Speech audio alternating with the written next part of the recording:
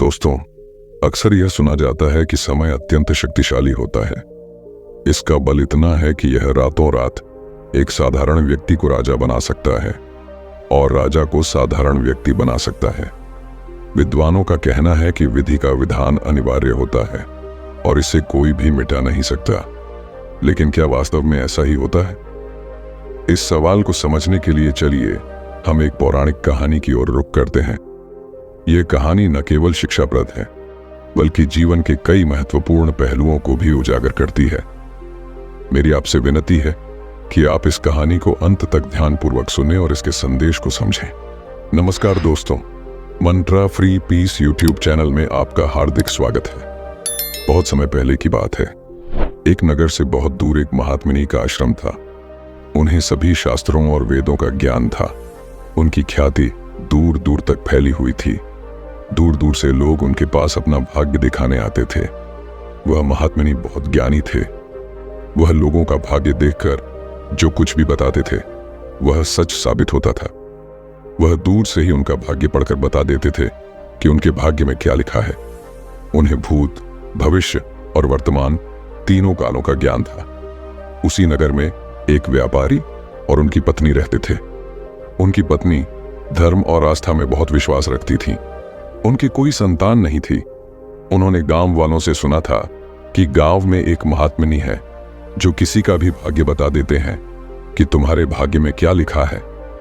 उन्होंने सोचा, क्यों ना हम भी एक बार उस महात्मिनी के पास जाएं। और अगली सुबह वह व्यापारी और उसकी पत्नी उस महात्मिनी से मिलने के लिए निकल पड़ते हैं। वे दोनों उस महात्मिनी के आश्रम में आकर रोने लगते हैं। महात्मिनी उन्हें शांत करने की कोशिश करते हैं और उनसे पूछते हैं, बेटा रो मत, तुम्हें क्या दुख है?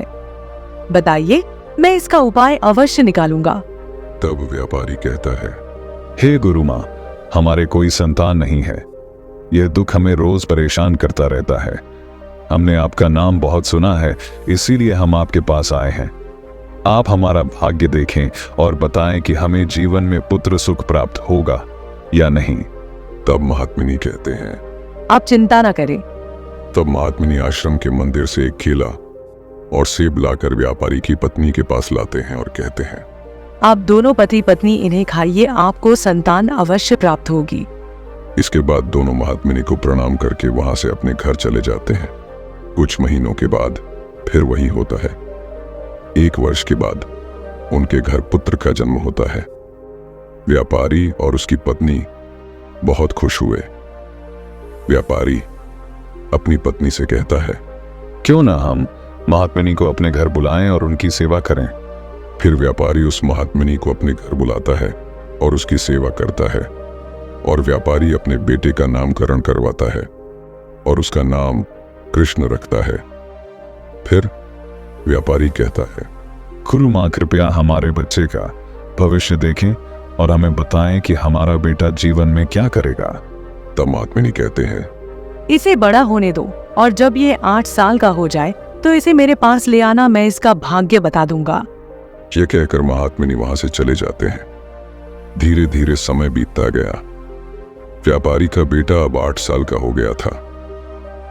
एक दिन जब व्यापारी अपने बेटे के साथ गुरु माँ के आश्रम जाता है तो देखता है कि वहां लोगों की भीड़ लगी हुई है। तब व्यापारी का बेटा व्यापारी से पूछता है, पिताजी, यहाँ क्या हो रहा है? तब व्यापारी अपने बेटे से कहता है कि यह महात्मिनी भूत, वर्तमान और भविष्य सब देख सकता है। उसे भविष्य का पता चल जाता है। ये सभी लोग अपना भविष्य जानने के लिए यहाँ आए हैं। तब व्यापारी का बेटा गुरु माँ के पास जाता है और कहता है, गुरु माँ, कृपया मेरा भविष्य भी देख लीजिए।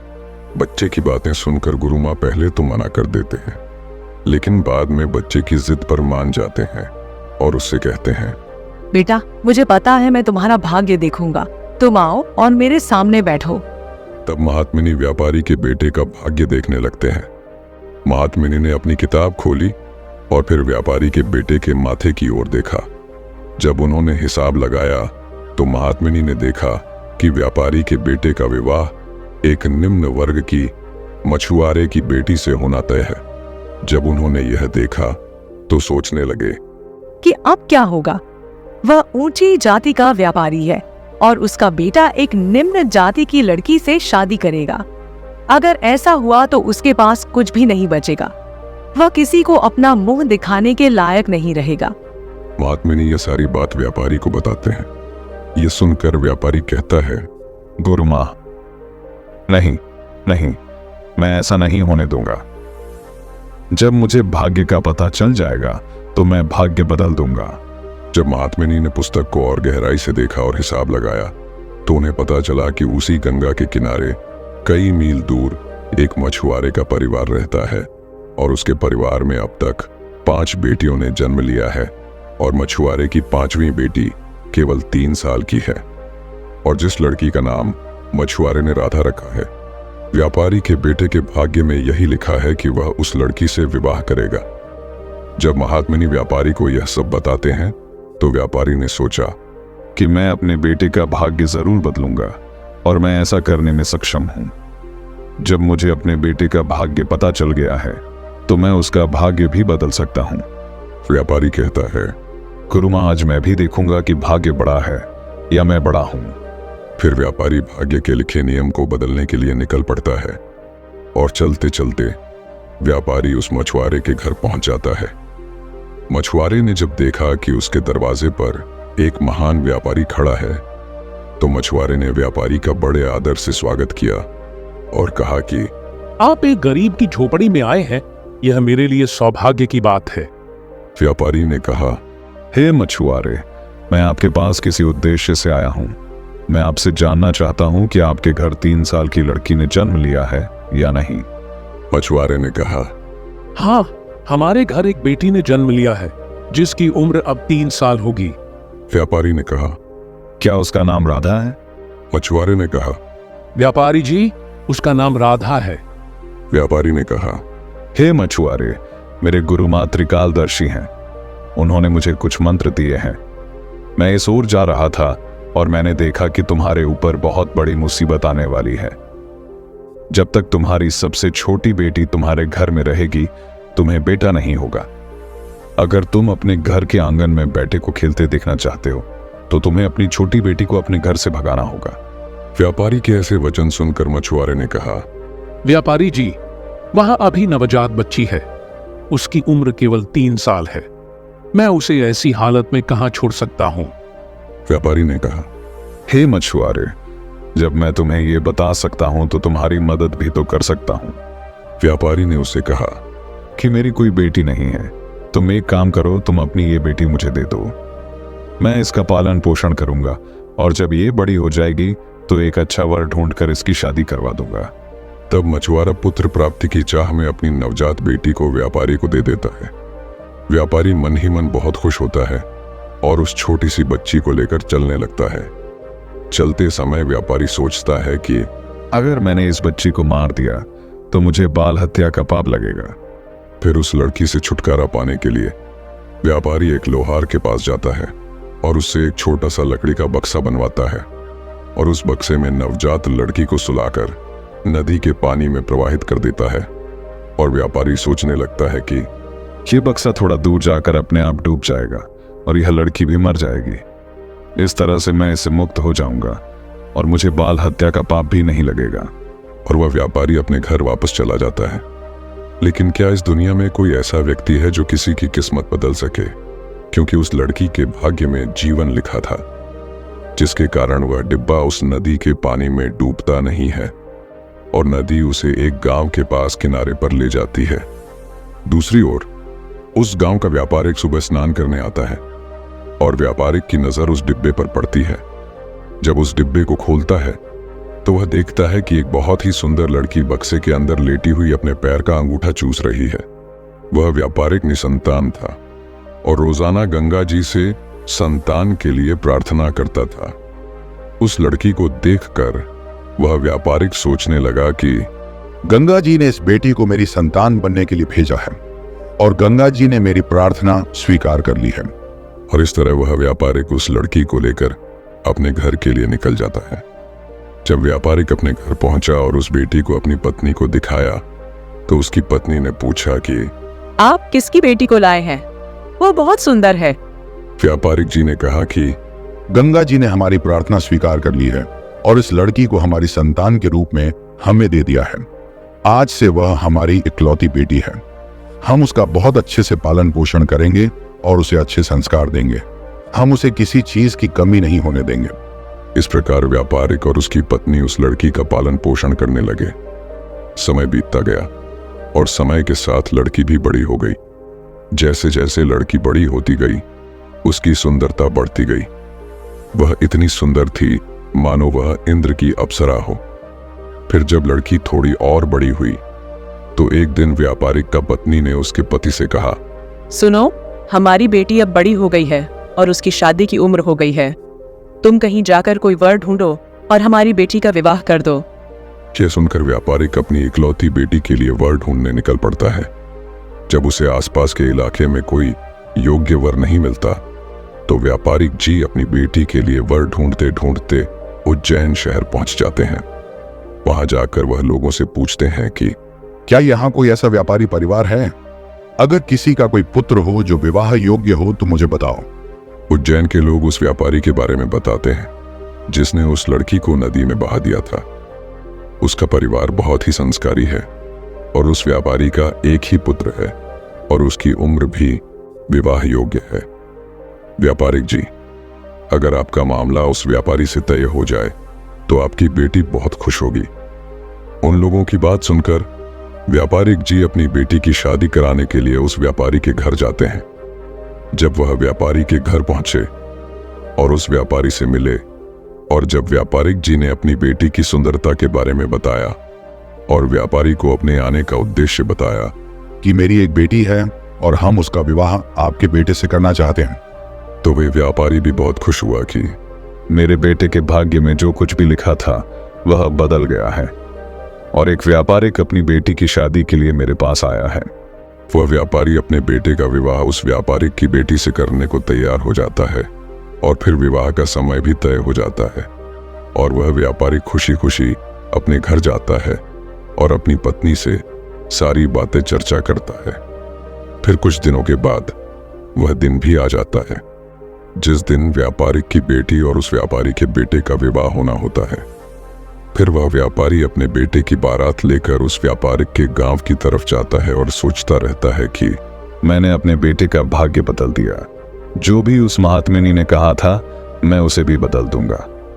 आज मैं अपने बेटे का भाग्य बदल दूंगा। लेकिन व्यापारी को यह नहीं पता था कि भगवान का लिखा हुआ कोई मिटा नहीं सकता। भगवान भी उसे मिटा नहीं सकते। जो लिखा है वो अपरिहार्य है। किसी के भाग्य में जो लिखा है वह होकर ही रहता है, चाहे कोई कितना भी प्रयास कर ले। लेकिन भाग्य का लिखा हुआ कोई नहीं मिटा सकता, यह जान लो। इस व्यापारी से आज वही मछुआरे की बेटी एक व्यापारिक की बेटी बन चुकी है और उस व्यापारी के बेटे से विवाह करने के लिए तैयार हो रही है जिसे उस व्यापारी ने पानी में फेंक दिया था। फिर उस लड़की की शादी उस व्यापारी के बेटे से हो जाती है और इस तरह वह लड़की व्यापारी के घर आ जाती है। व्यापारी का बेटा सुंदर पत्नी पाकर खुश था और व्यापारिक की बेटी सुंदर पति पाकर खुश थी और व्यापारी खुश था कि उसने अपने बेटे का भाग्य बदल दिया है। फिर एक दिन किसी काम से उस व्यापारी के बेटे को कुछ दिनों के लिए उज्जैन से बाहर जाना पड़ता है। एक दिन वह व्यापारी अपने बेटे की बहू को लेकर उस महात्मिनी के आश्रम में जाता है। वहां पहुंचकर वह गुरु मां को नमस्कार करता है और बताता है कि गुरु मां, मैंने विधि का विधान भी बदल दिया है। यह सुनकर गुरु मां हंसने लगते हैं। गुरु मां को हंसता देख व्यापारी महात्मिनी से पूछता है, गुरु मां, आप क्यों हंस रहे हैं? तब गुरु मां व्यापारी से कहते हैं कि यह वही लड़की है जिसे आपने नदी में फेंक दिया था। यह सुनकर व्यापारी के पसीने छूट गए। उसने सोचा कि यह तो उसी मछुआरे की बेटी है जिसे मैंने मरने के लिए नदी में फेंक दिया था। फिर वह मेरी बहू बनकर मेरे घर कैसे आ गई? उन्होंने राधा से कहा, बेटी, तुम अपने पिता की इकलौती बेटी हो ना? लड़की बोली, पिताजी, मेरे असली माता पिता बहुत दुष्ट थे। उन्होंने मुझे 3 साल की उम्र में ही गंगा में डुबो दिया था और मेरे नए माता पिता ने मुझे नया जीवन दिया है। जिस दिन से मुझे नया जीवन मिला है तब से वे मेरे माता पिता हैं। जब महात्मिनी ने साबित कर दिया कि वह उसी मछुआरे की बेटी है तब व्यापारी ने राधा से छुटकारा पाने के लिए एक युक्ति निकाली और अपने बेटे की बहू से कहा, बेटी, अगर तुम्हें अपनी पहली संतान के रूप में बेटा चाहिए तो तुम्हें मेरे साथ समुद्र में चलना होगा। जब ससुर और बहू दोनों समुद्र के पास पहुंचे तो व्यापारी ने अपने हाथ से एक अंगूठी निकाली और उसे समुद्र में फेंक दिया और अंगूठी दिखाते हुए उससे कहा, बेटी, जिस दिन तुम्हें यह अंगूठी मिल जाए तुम अपने घर आ सकती हो। यदि तुम्हें यह अंगूठी नहीं मिली और तुम अपने पिता के घर या मेरे घर पहुंच गई तो मैं तुम्हारे पति का घर खोद दूंगा। इसलिए जब तक तुम्हें यह अंगूठी नहीं मिल जाती तुम्हें कहीं जाने की जरूरत नहीं है। यदि तुम मेरी बात मानोगी तो तुम्हें अवश्य ही पुत्र की प्राप्ति होगी और तुम्हारा भाग्य भी उदय होगा। ये कहकर व्यापारी ने उसे समुद्र के किनारे छोड़ दिया और अपने घर लौट आया। राधा ने बहुत कोशिश की लेकिन अंगूठी नहीं मिली। जब उसे अंगूठी नहीं मिली तो बेचारी लड़की एक सड़क की ओर चलने लगी, क्योंकि वह न तो अपने पिता के घर जा सकती थी और न ही अपने पति के घर। फिर जब वह चलती रही तो उसे सामने से एक शाही वंशज परिवार आता हुआ दिखाई दिया जो अपने गांव की ओर जा रहा था। जब उस शाही वंशज परिवार ने उस लड़की को देखा तो उन्होंने कहा, बेटी, तुम इस जंगल में अकेली क्यों घूम रही हो? यहाँ बहुत से जानवर रहते हैं। तो उस लड़की ने कहा, मैं क्या बोलूं, मैं बहुत संकट में हूँ और मेरा इस दुनिया में कोई नहीं है। तब उस शाही वंशज परिवार ने कहा, बेटी, तुम चाहो तो हमारे साथ चल सकती हो। जब राधा ने यह सुना तो वह उनके साथ आने को तैयार हो गई। इस तरह राधा को उस शाही वंशज परिवार ने अपने घर में खाना बनाने के लिए रख लिया। जो शाही वंशज परिवार का मुखिया था वह उस व्यापारी का बहुत करीबी दोस्त था। कुछ समय बाद जब व्यापारी का बेटा उसके घर आया और अपने पिता से राधा के बारे में पूछा तो व्यापारी ने झूठ बोल दिया कि आपकी पत्नी राधा गंगा में नहाते समय डूबकर मर गई है। जब व्यापारी के बेटे ने यह सुना तो वह बहुत दुखी हुआ। उधर जिस गांव में शाही वंशज परिवार रहता था वहां से एक व्यावसायिक उसकी बेटी के विवाह का प्रस्ताव लेकर व्यापारी के घर पहुंचा। जब व्यावसायिक ने अपनी बेटी की शादी का प्रस्ताव व्यापारी के सामने रखा तो व्यापारी ने व्यावसायिक से कहा, हम आपकी बेटी की शादी अपने बेटे से करवाएंगे, लेकिन शादी से पहले हम आपकी बेटी को देखेंगे, उसे जानेंगे और उसके बाद ही उससे शादी करवाएंगे। क्योंकि व्यापारी को डर था कि कहीं उसी मछुआरे की बेटी जो उसके बेटे के लिए किस्मत में है उसके साथ दूसरी शादी ना कर ले। व्यावसायिक ने व्यापारी की शर्त मान ली और अपने गांव लौट आया। जान लें कि अब व्यापारी अपने बेटे के लिए लड़की ढूंढने उस व्यावसायिक के गांव जाता है। वहां एक मछली ने उस अंगूठी को निगल लिया जिसे व्यापारी ने समुद्र में फेंक दिया था। एक दिन एक मछुआरे ने समुद्र में जाल फेंका और वही मछली मिली जिसने अंगूठी को निगल लिया था, जिसे व्यापारी ने उस अंगूठी को फेंका था। फिर उस मछली जाल में फंस गई। पकड़ी गई मछली को बेचने के लिए मछुआरा उस जगह गया जहां वह शाही वंशज परिवार रहता था। परिवार के मुखिया को मछली खाना बहुत पसंद था, इसलिए राजवंश ने मछुआरे से वह मछली खरीद ली और मछली को राधा के पास ले जाकर कहा, बेटी, क्या तुम मेरे लिए मछली पकाओगी? तो राधा बोली, पिताजी, मैं मछली नहीं खाती, परंतु आपके लिए अवश्य बनाऊंगी। इस प्रकार वो मछली ले गई और रसोई घर में उसे काटने लगी। जब राधा ने मछली को काटा तो उसके पेट से वही अंगूठी निकलकर जमीन पर गिर गई। जब राधा ने अंगूठी देखी तो वह उसे पहचान गई और उसे पाकर बहुत प्रसन्न हुई। दूसरी ओर व्यापारी अपने बेटे को साथ लेकर व्यावसायिक के गांव पहुंचा और उसके बेटे से बोला, बेटा, इस गांव में हमारे घनिष्ठ राजवंश मित्र रहते हैं। पहले हम उनके पास चलेंगे, उसके बाद व्यावसायिक जी के घर चलेंगे और तुम्हारे लिए लड़की देखेंगे। जब व्यापारी के बेटे ने अपने पिता के ऐसे वचन सुने तो वह बोला, पिताजी, आपको जो ठीक लगे आप करें। फिर वे दोनों राजवंश के घर पहुंचे। जब राजवंश ने अपने मित्र व्यापारी को आते देखा तो वह भी बहुत खुश हुआ और पहले की तरह आदर पूर्वक उसका स्वागत किया। आदर पूर्वक उसका स्वागत करने के बाद उसने उसे अपने पास बैठाया और उसने राधा को आवाज लगाई, बेटी, हमारे मित्र आए हैं, कृपया उनके लिए पानी की व्यवस्था करो। जब राधा पानी लेकर आई तो राधा ने व्यापारी को देखा व्यापारी ने राधा को देखा। फिर जब व्यापारी के बेटे ने राधा को देखा तो उसने कहा, पिताजी, आपने मुझसे झूठ क्यों कहा कि राधा मर गई? मेरी पत्नी जीवित है और आप ये जानते हैं, और ये जानने के बाद भी आपने किसी और लड़की से मेरा विवाह करने का कैसे सोचा? तब व्यापारी ने दुखी मन से कहा, बेटा, मैं खो गया था। भगवान के लिखे भाग्य को बदलने के प्रयास में मैंने ऐसा घिनौना काम कर दिया कि आप पूछिए ही मत। फिर उसने सारी कहानी सबको बताई और कहा कि मुझे खुद पर इतना घमंड हो गया था कि मैंने भगवान के लिखे को मिटाने की कोशिश की। मैंने बहुत कोशिश की, लेकिन जो तुम्हारे भाग्य में लिखा था वही हुआ। यह कहकर उसने अपने बेटे की बहू से माफी मांगी और उसे सम्मान के साथ घर ले गया। दोस्तों, भाग्य के नियम को कोई नहीं बदल सकता। जो लिखा है वह होकर ही रहेगा। दोस्तों, आज के वीडियो से आपने क्या सीखा, आप मुझे कमेंट में बता सकते हैं। इसके साथ ही मुझे उम्मीद है कि आपको आज का वीडियो पसंद आया होगा, तो इस वीडियो को उस व्यक्ति के साथ शेयर करें जिसे यह कहानी सुनने की जरूरत है, और उसके तुरंत बाद चैनल को सब्सक्राइब करें। तो चलिए मिलते हैं फिर से ऐसे ही किसी नए वीडियो में एक नए संदेश के साथ। तब तक के लिए अपना ख्याल रखें। धन्यवाद और नमो बुद्धाय।